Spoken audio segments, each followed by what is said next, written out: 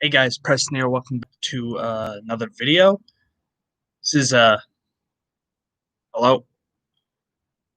I think I'm working on. Yep, it's working out. I'm trying something here. I've never done this before. I do Steelers post game reactions reviews for pretty much all the games. I've missed the last couple, unfortunately, but this game was beyond frustrating, and I felt like, hey, mix it up and try it live, just to get it off my chest now, get it over with. I guess you could say. So it won't be as not as much notes and stuff, but I'm gonna go through this game the best I can. It's clearly disappointing. It sucks so bad. This is two losses in a row now. Obviously going into the season, this was a game that I thought we could lose. The Bills are a good team, and I want to give credit to them first of all.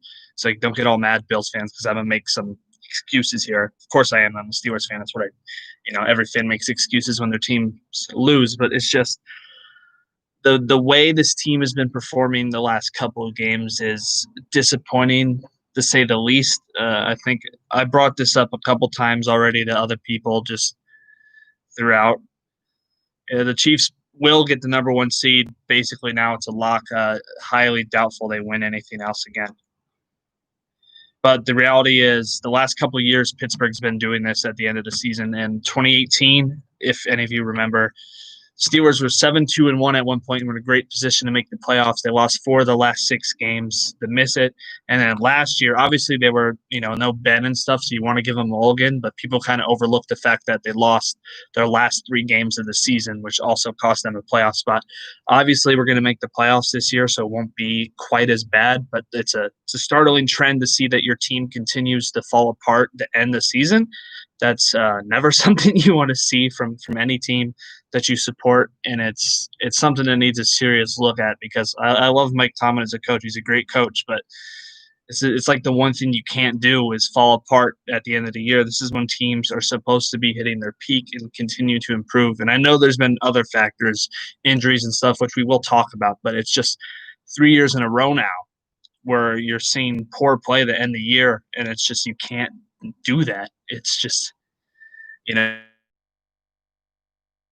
it's unacceptable. How many viewers have we got on this thing? But if people do leave live comments, I will respond to them. Just figured I'd put that out there in case anyone wanted to say anything. But yeah, either way, said I'll respond to live comments. But there's 3 of you, so 3 or 2, so it doesn't matter. Won't get any more. Let's just get into kind of like I normally do now. I'll kind of try to just go through. I apologize for the camera quality, by the way. YouTube hates small creators, so they say I'm not eligible to live stream on mobile, which means I have to use my laptop webcam, which looks like this, slightly better than a potato. I hope the audio is not too bad. But by the way, I usually rock like a Steelers jersey. I took that off like at halftime with how I was going, but I still got Penguins gear on. I'm still repping Pittsburgh, and I got the towel, as you saw earlier. Let's kind of just go through this. The first half of the game was pretty dead for both teams. A lot of nothing going on from both sides. First quarter was scoreless for both teams. And Pittsburgh was doing okay. We looked good. We were in a solid spot for most of the second quarter. Things went bad at the end. We'll dip into that. But Pittsburgh got on the scoreboard. Deontay had 2 drops early in the game, which stop doing that.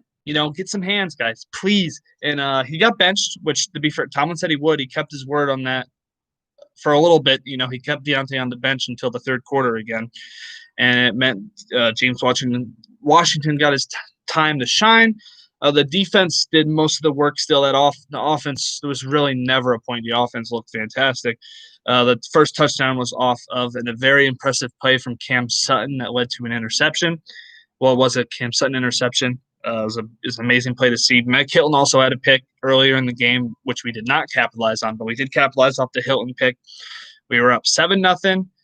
There was like a minute left into the half, and it looked like, Pittsburgh had another chance to score right before halftime, and Ben goes out and throws a pick 6, which just – Bills got a field goal earlier too, but the pick 6 meant that the Bills ended up having the lead at halftime, 9-7. They missed the extra point, and from there the game just went completely zapped. Any momentum that was there. It was a back-breaking play. It's also another unfortunate pattern. We're going to talk about patterns like playing bad to end the year the last 3 seasons. Around halftime seems to be when Big Ben's throwing most of his picks. I know you can probably afford to be a little more reckless if it's like right at halftime, but it finally caught up to him. I mean, the dude threw the interception in the end zone against Buffalo. I mean, 2 interceptions like in the red zone against the Ravens and the Titans real close to the end of the first half. Both of those games that hurt us. It took some momentum away. We still managed to win those games, but they were still, unexcusable and costly. And then this game was the most blatant version of costing us a game. Costing us. It didn't cost us the whole game, obviously, way more problems. But, that gave them the lead before halftime and took all the momentum with them heading into that third quarter. Then coming straight out of the third quarter, the defense, I don't know what happened. I think Keith Butler, and there was no adjustments. The Bills executed better than us, and they made the adjustments they needed to make. Freaking Stephon Diggs was left pretty much wide open for like multiple drives. Dude torched us, and it's just Keith Butler, defensive coordinator, if you don't know, seemed hell-bent on sending the house every play in the second half, and it did not work. We were not getting Josh Allen at all. And Allen's good. He'll make plays with his feet. He saw that. We watched him make us miss like 6 sacks that game. We did get 1 sack, so the streak, we broke the record for most consecutive sacks in the Super Bowl era or something like that. So that's awesome, but we lost. So, not going to focus on that too much. So, yeah, like I said, we kept sending the house. It wasn't working, and it just led to Allen just picking us apart the whole time. I don't know what we were running in the back. If I'm being honest, I'm not some super defensive expert, but all I know is, man, these Bills receivers were wide open, and they were dinking and dunking their way down the field. The worst play that kind of just set the tone for that second half was when we had Diggs wrapped up. Nelson pulled him in the air, and Minka hit him. And he just, we couldn't tackle, and he gained like 30 extra yards that play, and that was just – the defense got too aggressive at the end. I think they were also gassed. I don't want to hate on the defense too much because they were the only reason we were in this game for most of the game in the first half because of how great the defense played. But towards the end, I think just attrition, the fact we played 3 games in 12 days, we're beyond beat up. It's just we lost not just because of injuries and stuff, but they are a factor. And I think it's just funny, the NFL wants to talk about player safety when half our freaking team's injured because they wanted to schedule us 3 games in 12 days and take our bye week away to start the year. So it's just ironic, isn't it? I mean, it's part of the reason. It's a part of the reason, okay? Any other fan base would say the same thing. Obviously, people hate on Pittsburgh, so, they're not going to take that excuse. But obviously, that's the way it works for every team. If you win, you don't want to hear excuses from the other team. And if you lose, obviously, you're going to make excuses for your team. But I do think injuries are a pretty fair excuse sometimes, and this is one of them. I mean, Joe Hayden being out really showed its head towards that second half. Like I said, we were getting picked apart in the secondary. No Hayden, obviously, he probably could have helped a little bit. I don't know how much he would have helped, but it looked like a bad defensive game plan coming out in the second half, or really good adjustments by the offense of the Bills. Either way, we didn't adjust to match that. So defense only gave up 3 points. Yeah, there you go. That's all you really need to know. Defense only gave 3 points in the first half because that touchdown was a defensive one. They gave up 17 in the second half. Defense didn't do their part either. They did for half, and that pick or something, it just took all the life out of the room. And I'd get the defense being frustrated, though. I mean, at that point, at halftime, the Bills defense scored just as many points as the Steelers offense, and that's not something you want to see. Wasn't our night. It ended a little better than it probably should have. I mean, the scoreboard looks a little better. At one point, it seemed like it was heading for like a 30-7, just trouncing. We were able to get a touchdown and a 2-point in the fourth quarter to give us a little bit of respectability at the end of the game, but it's still not what you want to see. All right, let's get in case anyone want to know, I usually look at some of these numbers here, so I'll get into some of the stats for the offense and defense, give my players of the game. If there are any, I might not give any. Once again, I want to apologize for the camera quality. YouTube hates small creators. It won't let me live stream on my regular camera on my phone, and it made me have to stream on the laptop with this excellent potato webcam. Also, like I said, 3 viewers hop in and out, but if anyone wants to comment, I'll gladly reply. But I don't know. I keep mentioning it. All right. So Big Ben had his worst game of the season, if you ask me. Not what you want to see at all from your leading quarterback. I think he is visibly aging, which is unfortunate. I want to think of him as like an Iron Man, like he'll never go down. But the man had a 65.9 passer rating a day and threw 2 picks, 2 costly picks, 2 plays he shouldn't have made. That James Washington one's different, because it was a bad throw. It was underthrown. But, man, that was so blatantly and clearly DPI. I don't even know what to say. That defensive back pushed James Washington out of the way to get that pick. But the way that game was going, it doesn't surprise me, man. Those refs are garbage. I don't care what anyone says. It's not the whole reason why we lost, but they definitely didn't help, all right? They didn't help. It is weird being this mad about a team being 11-2. It's just the way we've been playing the last couple games and the time of year it is. That's what makes it worse, It just sucks for it to happen that way. So, anyways, Big Ben, not a great game. I think it's pretty obvious. It's pretty clear. I know some people might be like, "Oh, don't hate on Big Ben," but he wasn't great today. He didn't help this team, and he directly hurt the team twice. I mean, that's just the facts. The 2 picks, one of them literally led to was a direct touchdown to the Bills, and the other one basically sealed our chances of a comeback. You can't have that. It's not he's had worse games. Jags 5 interceptions come to mind. The run game I thought was better, but on paper is not. That just goes to show how bad our run game was. That people thought that, hey, the run game looks good, but it wasn't. No. I mean, James Conner finished with 10 attempts for 18 yards, less than 2 yards per carry. Jalen Samuels had 4 for 15, almost 4 per carry. So not bad, but still less than 4 per carry isn't great. And then Benny Snell had 3 for 14. So good yards per carry at 4.7, but only 3 carries. That's still, I don't want to do that math, but it's not enough rushing yards. And the run game is still highly not effective. With Kevin Dotson in starting instead of Fowler, but obviously that's because Fowler was hurt. And now Kevin Dotson is also hurt. So who knows what we're going to look like now? Our team's in shambles. We had 4 guys, maybe 5 get hurt during this game. I can't even keep track of who's out and who's in anymore. It's beyond a mess. Receiving-wise, nothing super impressive. I will say Juju had a game, all right? No Juju slander today. Dude had the best game out of any of the wide receivers. I don't remember him dropping a ball. So, round of applause, no drops is what you want to see. 6 receptions for 55 yards and a touchdown on 7 targets. Not bad at all. Deontay, drops. 7 targets, 4 receptions, at least 2 drops there. I might have missed one later on. I did turn the game off for a little bit and out of rage. But, hey, he dropped stuff, and he can't have that. Same with Ebron, 5 targets, 2 receptions. There was at least 1 drop in there, a 3rd down one too. Drops are still killing us. We didn't quite have 7 this game, so it's progress, but, man, you can't have those drops. I will say, though, it looked like Deontay played better after we brought him back in after kind of benching his butt for a little bit. And Ebron looked decent towards the end, too, and then drive actually interception. Now, let's see who else is left. James Washington had 3 receptions for 29 yards and 6 targets. I'm guessing the other balls just didn't reach him because I don't remember him dropping one. And obviously one of them was that DPI that should have been called that led to the Bills game-sealing interception. We still would have had to have a touchdown and a 2-point conversion to even tie the game, but it is what it is. Okay, there you go. So Deontay didn't drop a pass in the second half. So that benching seemed like it might have done something. He looked pretty motivated. He looked almost angry, you could say, coming out in that second half. He did his job. He did good. But, at the end of the day, it wasn't enough.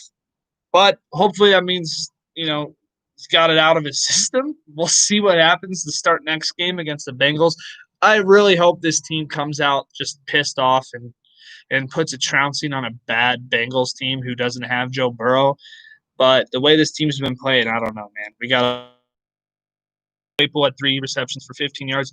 Chase Claypool, I don't know if he's hit a rookie wall if we're not giving him the same amount of reps, but the man has gone silent. All right, no more offensive rookie of the year talk. He was genuinely in it, if you ask me, for a while, but those talks are dead now. Just 6 targets, 3 receptions, a lot of them because we keep using them pretty much only for deep balls, and him and Ben have not found any chemistry with that deep ball at all. It sucks, but it might have hit a rookie wall, or it's Fickner being Fickner. I feel like we're not using half our guys right, if we're being honest. Anyways, we run the same short, shallow routes, and the Bills knew that, and that's part of the reason they got that pick 6 is we're the freaking Redskins said the same thing after they beat us. I guess we don't pay attention. They're like, we knew what they were doing. Our offense has become incredibly predictable, guys. I'm sure you know that too, because it's pretty obvious what we're going to do every game. And now it's become obvious for the other team, which is when the problems arise because they just play the shallow pass game, and that's it. That's all they have to do because we can't run the ball. We can't throw deep. You cover the middle, you beat the Steelers. So we need to figure something out. Either we need to get better at the deep ball, at least try some intermediate routes, guys. Come on, let Juju run a yard route. He can make plays. Deontay's got speed. You want to see more of that for sure. So if I had to give a player of the game on offense, I'm not. I'm just not. If you wanted to, it'd be Juju, just off the fact he didn't drop anything. He had a touchdown. He played hard like he does. I still feel like we don't utilize him right. But that offense deserves no praise at all, if you ask me. Just pathetic all around. Literally gave the Bills points at one point. So it's just not what you want to see. Not really surprising either, unfortunately, the way these last 3 games have gone. So on defense, there's a little more positive. Oh, real quick, too, just when we're talking about some of this stuff, man, there's a lot of bad. It's not great right now. Ray McLeod also appears to have hit a wall. I don't know if you guys have noticed this, but his punt return and kick return decision-making has been awful the past couple games. He had the muffed punt against – thinking about that one was Baltimore, where he just refused to call a fair catch. He's running to the wrong places. He's not picking lanes, and he just seems almost arrogant out there for a while, where he was doing amazing, but now it's just like he's hit a wall, man. He's not doing anything with the ball. If he's doing anything, if he's not fair catching, he's getting hit right away or losing yards, or God forbid he's fumbling the ball, which is something you don't want. Speaking of fumbling, I forgot to mention this. James Conner fumbled today, which not great. That was something at least we didn't have to deal with. Like the running backs weren't getting any yards, but hey, they weren't fumbling. Conner did fumble, but luckily Juju, which you know what, Juju has to be the player of the game on offense if you felt like giving one, because that was another game-saving, big saving play right there, is that he jumped on that ball and made. But so yeah, kick returning has not been what it's been. Boswell made an extra point, guys. I mean, come on, right? Am I right? He made one. Maybe that hip injury was what was affecting him, causing him to. He was missing field goals and extra points. He looked rough for like a 2-game stretch where I thought he was going to revert back to his unfortunate 2018 form, but he did not, and he made an extra point. He didn't get a chance for a field goal. We weren't in the red zone that often, or even in field goal range, but he made the extra point. Shout out Boz. Maybe Boz should be my player of the game. All right, on defense, this torn to pieces unit. I forgot to mention, if we're on the offense, one more thing. Like I said, I'd talk about some of these injuries. So on offense, we fell apart. We got torn apart on the offensive line. Definitely didn't help things this game, and makes me even more nervous about But off the game early with a shoulder injury, was originally questionable, then ruled out. Kevin Dotson also left the game. Dotson came and filled in for him. Then he had to leave the game with a shoulder injury. He was ruled out for the game. No new updates yet on them, so hopefully they're not serious. I mean, we can't really afford them to be. We need at least one of them good to go for that Cincinnati game. And then who else? There's those 2 on the offensive line. Oh, Chucks got hurt too on the offensive line. He was down. I don't think he returned after he got hurt. We put in Gerald Hawkins. So at the end of the game, like the last quarter, all of our backup linemen we had on the roster were in. There was no more backup linemen. If any of them got hurt, I don't know what we do. Freaking Vance would be tackle or something. Put in a long snapper. I don't know. But we were banged up. Just to give you an idea, we literally were using all of our backup offensive linemen for at least the whole quarter of the game. And then defensive injuries, we don't even want to get started there. Obviously, coming in this game, we don't have Devin Bush for the year. Bud Dupree out for the year, like already mentioned. But we also didn't have Robert Spillane due to injury. He's out for at least a month because he was put on IR last week. And Vince Williams has COVID. So, let's just hope he heals up good. I think he said he had some trouble breathing and stuff on Twitter. Let's just hope he heals up. So we were down our two starting. If you want to count Dupree, you're down our. If you want to count Bush, we're down our three starting middle linebackers coming into this game.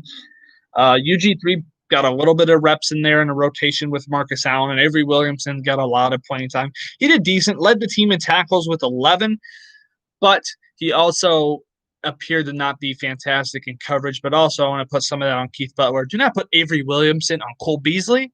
That's not going to work. It's just not. Just like the DPI that also one of those things that kind of really hurt our chances coming back in this game. It appeared this way. You can correct me if I'm wrong. Like if anyone wants to go watch the whole all 22 footage. For some reason, we decided to have Mike Hilton in single man coverage, a 5'9" Mike Hilton against their tight end. And as you can imagine, it did not work out, and it led to a DPI penalty.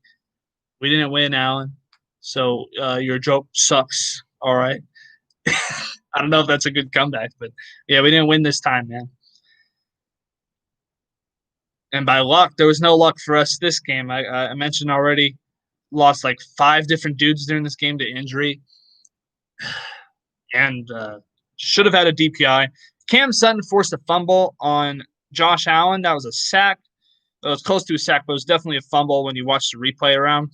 But obviously, the refs did not give that to us. So just add that to the list of stuff I want to vent about with referees.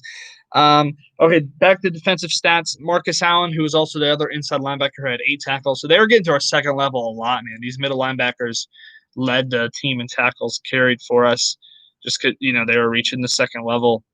So that happens. And then let's see. Edmonds had 8 tackles, Minka 6 tackles, Nelson 6 tackles and 3 pass defenses.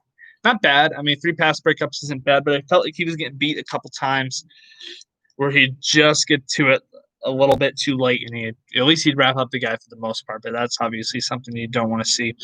Mike Hilton did Mike Hilton things, minus that bad DPI hurts his overall kind of grade for this game. But outside of that, he had 5 tackles, a TFL, an interception, a pass defense, and a forced fumble. That's great. Those are good stats. You lost the game, and that DPI killed us. But overall, Hilton played good, which isn't surprising. Cam Sutton had a day too. 2 tackles, 3 pass defenses. Bleacher Report's not giving him a pick, but that was almost certainly an interception. At least that's what the commentator said. But they might have also counted it as a fumble recovery. Either way, it was a great play by Sutton. I think I forgot who else was on that hit with him, but they forced the ball out, and then Sutton caught it. So shout out to Sutton for that. Alualu had a sack that kept the sack streak going and made us hit 70 sacks, which is, the most in the Super Bowl era. So shout out to Alualu. 70 sacks. At least 1 sack in 70 straight games is how I should have worded that. But hey, just shout out to him. Sure, this game, that was a nice kind of thing to see. I haven't heard Cameron Hayward's name a lot the last couple of games, which obviously we gave him a big contract extension. You'd love to hear his name a bit more. And we did today. He definitely generated a lot of pressure. Had the pass hit Allen's arm that led to that first Mike Hilton interception, so that's something you want to see. TJ Watt did not have a sack this game and only had 2 tackles. They took him out of the game. This is something we were kind of worried about. With Bud Dupree gone, they can put all their focus on TJ Watt and Alex Highsmith, he's good. He's still young. He's a 3rd-round pick rookie, and he got banged up twice in this game when we're talking about injuries. So during the game, Highsmith got injured, and Hayward had his knee looked at. Luckily, Hayward seems to be fine. He came back in the game, but Highsmith left 2 different times, so I'm not even sure how bad his injury is now. But he just didn't generate enough.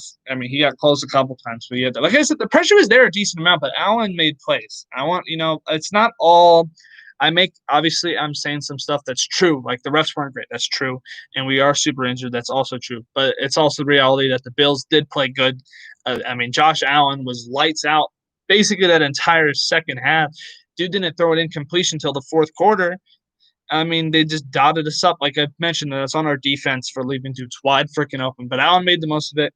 He escaped pressure so many times. He did what Baker Mayfield did to us last year. If you remember the game, the classic Browns game where Rudolph got hit with the helmet. That game, Mayfield escaped the pressure all the time. That was a big reason we lost. We blitzed everyone, basically. He escaped pressure, threw a pass, did well. That's basically what happened this game. We sent everything at Allen, and it just left guys wide open for Allen to escape the pocket, throw it down. It was easy for me. It was like playing backyard football, and we were a bunch of like little preschoolers trying to get to him, and we couldn't do it. No other notable stats. I mean, Highsmith did have a TFL. It was a pretty good stop. That's actually a play he got shaken up on, unfortunately. Ola and Justin Lane also had one tackle, and Gilbert had two tackles. So, great, I guess, right? If I had to give it defensive player of the game, Sutton had a really good game today, filling for Hayden. I'm not really sure what happened towards the end. Like I said, the dudes looked wide open, so I wasn't even sure what Keith Butler and that defensive strategy was, but obviously wasn't working, and they refused to make any changes. So, fix that, Butler. I honestly think for an 11-0 team, I can't stand either of Pittsburgh's coordinators. We might have the worst offensive coordinator in all of football, and Keith Butler, I think, gets kind of safe and buried in just excuses for him because of how talented the defense is. But you ask me, that's the players. That's the roster that is around him. And they do it in spite of some of the stuff he decides. His scheming and some of his adjustments just aren't there. And he drives me up a wall, too, just as bad. That I like Mike Tomlin. I still like Mike Tomlin, but, man, he's in charge of picking these coordinators. He's got to pick some better ones, man. That's just the truth. This isn't a fire Tomlin thing. Don't worry about it. I'm not one of those guys. I'm not coming out with that cold take. But I do think it's reasonable to say that, man, both these coordinators got to be gone next year. At the very least, please fire Randy Figner, man. The dude is awful. The offense doesn't move at all until Ben's calling the plays. But even now, with all the drops and the predictability, that's not even moving anymore. It's all a mess, and we need a new play caller next year, just guaranteed. It is what it is. Hopefully most Steelers fans can agree on that now. I mean, we've seen this offense. Fickner can't do anything with it. So, okay, my players of the game, I guess, for this awful loss are Juju and Cam Sutton. They played hard. Shout out to them. Like I said, the defense played really good the first half. Nope, not half. Just pieced apart in that secondary, and to me, it seemed like it's because of Keith Butler being over aggressive, trying to get to Allen, and it simply wasn't working. And that just happens. I mean, it's not what you want to see, but it's what happened, and we didn't adjust, and the offense did what the offense does, which is absolutely nothing. Just real quick, now I got the numbers. 47 rushing yards from the offense, 177 passing yards from this offense. So not only did we not rush well, we didn't even crack 200 yards passing. This was an abysmal offensive performance. The Bills dominated the time of possession with 35 minutes to our 24. The 2 turnovers. It was just not a good day, to say the least. I don't think losing to them is as bad as like Washington football team. They're a good team too. They have talent, but they're not as good as the Bills. At least the Bills are a really good team. I do think they're solid, but this was still a game the Steelers could have won and should have won, and they didn't do enough to make it happen, and they underperformed again, which is not what you want to see. Like I said, Pittsburgh's been playing their worst football in December the last 2 seasons, so that really has to change. Hopefully they come out beyond motivated and just pissed off against a pretty bad Bengals team who's missing Joe Burrow, and we can take out our frustrations on them and get a win, break our losing streak. We went from an 11-game win streak to a 2-game losing streak. It's fantastic, isn't it? Like I said, when you think 11-2, you wouldn't think you'd have a bad fan base, but it's kind of the way it's gone, right? Where you've had close games against bad teams, and the last 3 games in a row, including that Ravens win that looked bad, we've played bad, and it's the end of the year. If these losses were like separated or in the beginning of the year, it'd be a different story. But You do not want to be playing your worst football in the most pivotal time of the season. It's the last thing you want to see. So, I don't know what else to say, guys. Yeah, that's basically it. The Steelers' offense is a mess. The defense didn't adjust enough. We're 11-2. We're already locked into the playoffs. So hey, at least the playoff drought is over.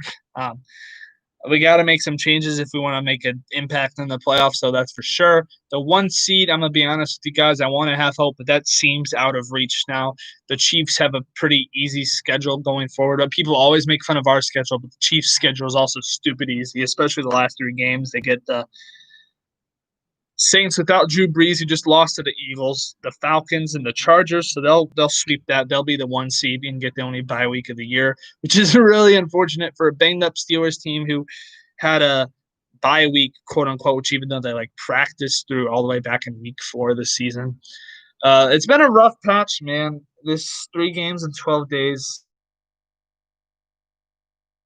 is tough on. We're past it though, but there's still a lot they got to do. They got to play better. That's just the reality. I guess before I wrap it up, I'll give people a chance to comment anything if they want to. I can respond to it, but I have a feeling this is probably just the one viewer is probably just one of my friends anyways. So I'll let it get to 32 minutes. See if anyone wants to comment anything. I can reply to that. Just see, And if not, it is what it is, right? Just like the Steelers losing, it is what it is. Very unfortunate. It's not what you want to see. Like I said, anyone want to comment, I'll gladly respond. I'll get a discussion going. If not, it's okay. I'll wrap it up shortly. So you're going to give people a chance to leave something in the live chat. I haven't done a live stream before. I might do more of them. I kind of like this format. It means it'll be up on the channel pretty quick. No editing involved. It's basically what I do anyways. Hopefully, I got to see what the requirements are for mobile streaming because I think it's ridiculous. They won't let me do it on my phone, but they'll let me do it on a laptop for some reason. Seems off if you ask me. But anyways, guys, thank you so much for watching. Hope you enjoyed.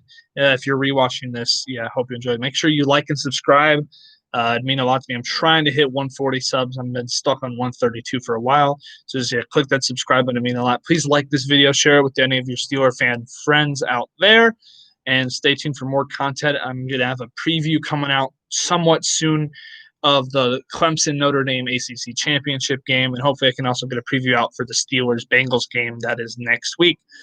All right, rambled on a little bit. We hit our 33 minutes like usual. This is KMA Preston signing out. Go Steelers.